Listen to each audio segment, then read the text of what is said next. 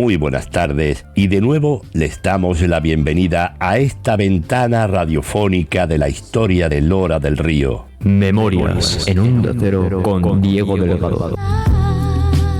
Uno de los más prolíficos historiadores loreños, Juan Manuel Lozano Nieto, nos contó a través de la revista de feria de 1989 cómo se fundaron dos conventos en nuestra villa con solo unas horas de diferencia. Eran mercedarios y franciscanos y a pesar de estar consagrados a la religión, no tenían muy buena relación entre ellos. Tanto es así que se producirían fuertes revueltas y los soldados tuvieron que entrar en la villa para poner un poco de orden. Algunos frailes y monjas decían tener revelaciones divinas, lo que aprovechó la Santa Inquisición para pasar también por aquí y llevarse presa a no poca gente. Uno, por cierto, se salvó de ir a galeras en el último minuto del partido. Parece mentira, pero por las calles que nosotros pisamos en el siglo XXI pasaron muchas cosas, hace ni más ni menos que 400 años. Y aquí se lo vamos a contar ahora. Disfrútenlo. En Lora, al despuntar el siglo, en una casa de la calle Santa María, había un grupito de franciscanos dispuestos a fundar un convento. Pero el 28 de diciembre, don Jerónimo de Valencia hacía venir 3 mercedarios descalzos de Fuentes y con licencia escrita del visitador de la orden tomaban posesión de la iglesia de la Veracruz. Se enteraron algunos clérigos mozos y levantiscos y armaron un alboroto no pequeño a la puerta de la iglesia, mostrando la licencia que del bailío tenían ya los frailes de San Francisco. Pocas horas después, fundaban estos canónicamente un convento en una casa de la calle llamada hoy García Lorca, en espera del que se había de construir en el solar que ocupan hoy las Mercedarias de la Caridad. En pocas horas se habían fundado en la villa 2 conventos de frailes. Una joven loreña, María Jesús, recibió el hábito de beata de la Merced descalza, pero sin obligarse a la clausura. Pero aconteció que ese año llegó a la villa el presbítero licenciado Francisco Castillo con algunas mujeres para fundar aquí un beaterio afiliado a la Orden de San Juan. Tal vez hubo sus más y sus menos en cuanto a ilusiones místicas. Lo cierto es que la Inquisición sevillana condenó a varios de sus miembros, entre ellos al licenciado Castillo. El grupo de beatas de San Juan se disolvió pronto. Ese mismo 1616, las loreñas María Jesús y Lucía de San José, junto con otras 2, comenzaron a vivir en comunidad en una casa situada enfrente del convento de la Veracruz, en la calle de la Merced. Puesto que allí iban a reunirse pronto hasta una veintena de monjas, debió tratarse de uno de los 2 solares más amplios de la calle, el de la actual Delegación de Hacienda o el de la familia del Río. Había nacido el beaterio de la Merced. El beaterio se había establecido para preparar la fundación del primer convento de mercedarias descalzas. Memorias de Lora. La fundación de beaterios y conventos, las revueltas y la Santa Inquisición en el siglo XVII, cosas que nos contaba el sacerdote loreño Juan Manuel Lozano Nieto, que por cierto le dio varias veces la vuelta al mundo escribiendo libros y pronunciando conferencias. De lo que él un día escribió, vamos a seguir nosotros contándole más cosas ahora. El 8 de junio de 1617, al amanecer, llegaban 3 mercedarias del convento de la Asunción de Sevilla y tomaban posesión del que hasta entonces había sido beaterio.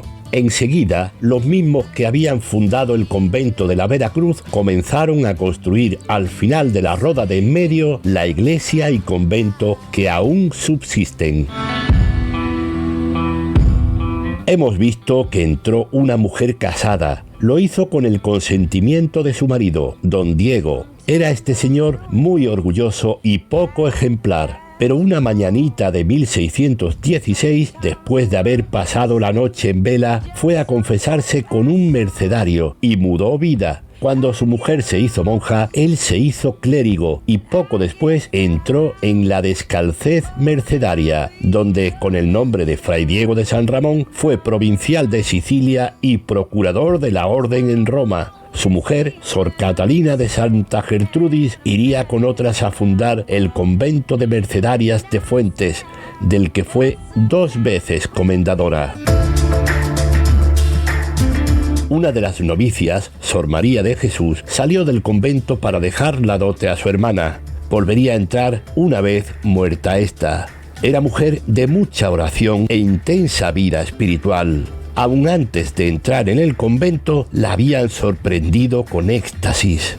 En 1626 salió con otras 2 a fundar el convento ducal de Osuna, hospedándose unos días con los duques, quienes tuvieron ocasión de observar en ella algunos fenómenos extraordinarios. Fue allí comendadora, pero tuvo que volver a Lora muy enferma.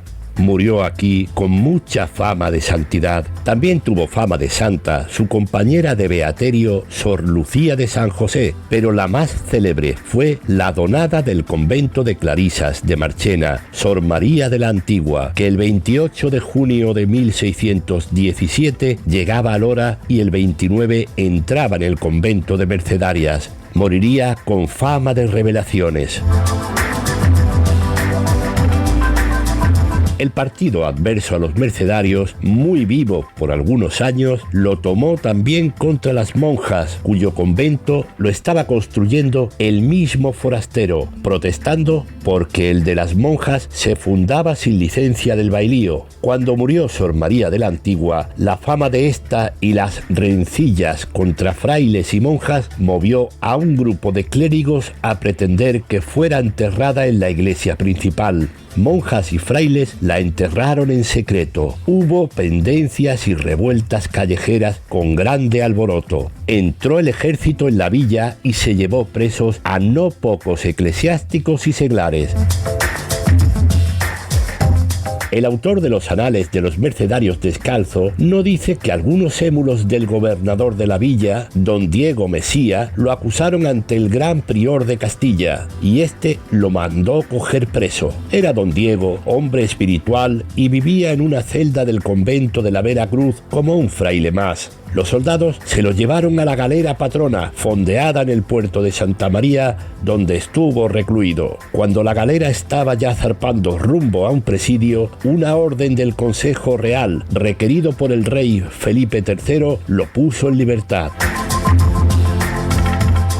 En 1623 se produjo el traslado de las monjas al nuevo convento e iglesia de la Roda. Llegaron el día antes frailes mercedarios de Sevilla. Por la noche sacaron las monjas a la portería del beaterio las cajas de sus difuntas, la célebre María de la Antigua, la primera comendadora y la hermana de Sor María de Jesús, y una procesión de frailes, clérigos y devotos las trasladó al convento, donde fueron sepultadas en la cripta debajo del coro alto.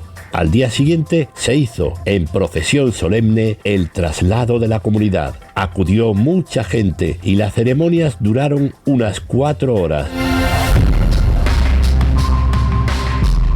A pesar de existir ya el convento de monjas, algunas mujeres siguieron tomando el hábito de beatas mercedarias. En 1626 estaba el Santo Oficio, la Santa Inquisición, investigando a una tal María de Cristo y otras beatas de Lora que propalaban recibir revelaciones. Decían que una noche, estando ella tañendo una guitarra y bailando, como andaluzas que se precien, bajó el niño Jesús y se puso a dar vueltas con una, descubriendo la piernecita. A los pseudos comisarios del Santo Tribunal, poco amigos de bromas, pareció todo grande irreverencia. Pero lo que es aún más significativo es que en la lista de las personas sobre las que se tenía abierta investigación aparece nada menos que Fray Juan de San Román, comendador que había establecido el beaterio y el mismo que había promovido la fundación del convento. Sospechamos que alguno de los adversarios loreños había hecho llegar los rumores al tribunal. Memorias en Onda Cero, Lora del Río.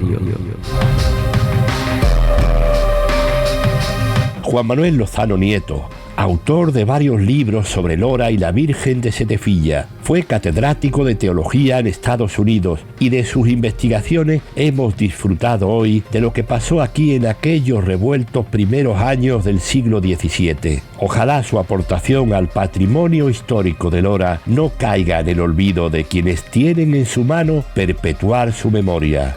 Nosotros solo podemos contar las cosas.